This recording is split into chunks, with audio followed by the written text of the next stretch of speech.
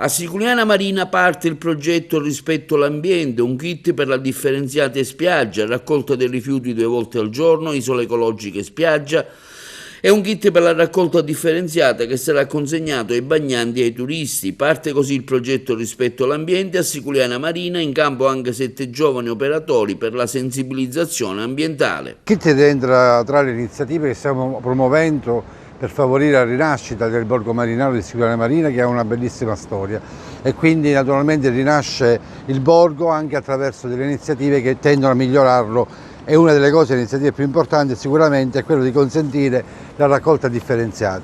In spiaggia chi verrà troverà delle postazioni con degli animatori, degli operatori che forniranno a tutti questa scatolina con dentro dei sacchetti. Naturalmente qui ognuno può trovare delle informazioni utili, sia per quanto riguarda la storia di Siculiana, dove dormire, dove mangiare, anche per partecipare agli eventi estivi. Quindi è un contenitore che consente davvero al turista e a chi viene di poter condividere e conoscere davvero le nostre bellezze. Sono molto orgoglioso del lavoro che l'amministrazione sta facendo in questa direzione.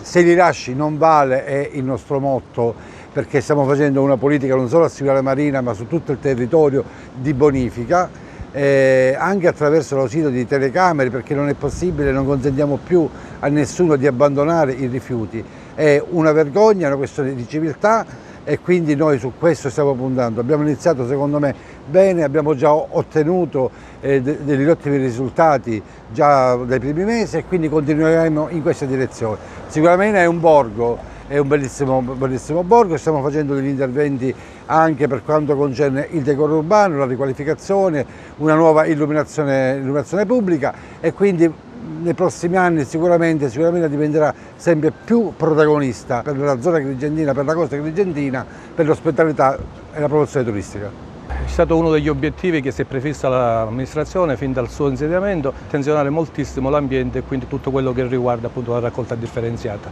Un progetto che fondamentalmente è basato per garantire alle attività commerciali ma anche all'utenza un servizio efficiente che in un qualche modo fa sì che a Siculiana Marina ci sia veramente pulizia, ci sia attenzione appunto alla differenziata, facendo in modo che specialmente per le attività commerciali ci sia un servizio che sia fatto 2 volte al giorno, a garantire appunto che la pulizia è continua e costante, e fare in modo pure che magari quei bidoni grossi, brutti, ingombranti che erano messi in giro venissero tolti, appunto garantendo il servizio giornalmente per tutta l'estate. Questo kit in sostanza è la sintesi di questo lavoro, che permetterà anche appunto ai cittadini di avere, specialmente sulla spiaggia, dei sacchetti per poter fare la differenziata. Il comune di fatto ha messo a presidio delle isole ecologiche tutta una serie di operatori che spiegheranno, consegnando pure questo kit, come fare